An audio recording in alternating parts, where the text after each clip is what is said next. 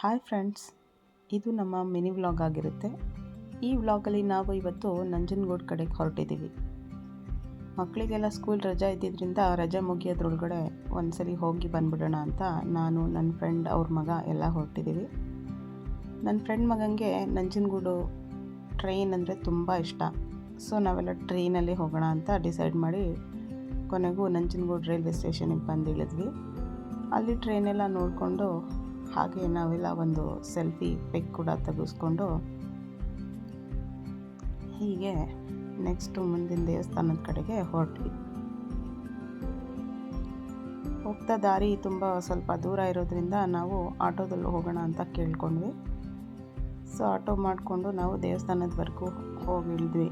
ಅಲ್ಲಿ ಸ್ವಲ್ಪ ಪೂಜೆ ಸಾಮಾನೆಲ್ಲ ತೊಗೊಳ್ಳೋಣ ಅಂತ ಸ್ವಲ್ಪ ಶಾಪಿಂಗ್ ಮಾಡಿಕೊಂಡು, ಪೂಜೆ ಸಾಮಾನೆಲ್ಲ ಸ್ವಲ್ಪ ಕಾಸ್ಟ್ಲಿ ಹೇಳ್ತಾರೆ, ಆದ್ರೂ ನನ್ನ ಫ್ರೆಂಡೆಲ್ಲ ಶಾಪಿಂಗ್ ಮಾಡಿದ್ರು. ಬಿಸಿಲು ಕೂಡ ತುಂಬ ಇತ್ತು ಇವತ್ತು.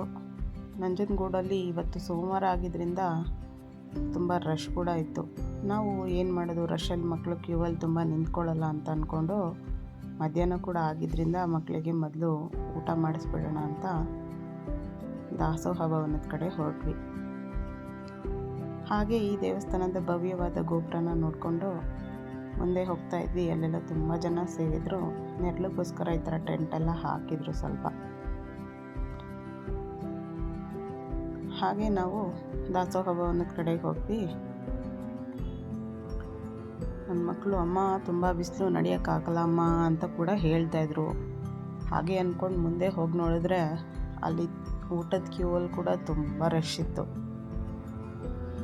ನನ್ನ ಮಕ್ಕಳು ಈ ಥರ ಎಲ್ಲ ಮೊದಲು ಸಲ ಹೋಗ್ತಾ ಇರೋದ್ರಿಂದ ಅವರು ಅಮ್ಮ ಬೇಡ, ಈ ರಶಲ್ಲಿ ಹೋಗೋದು ಬೇಡ ಬೇಡ ಅಂತ ಹೇಳ್ತಾಯಿದ್ರು.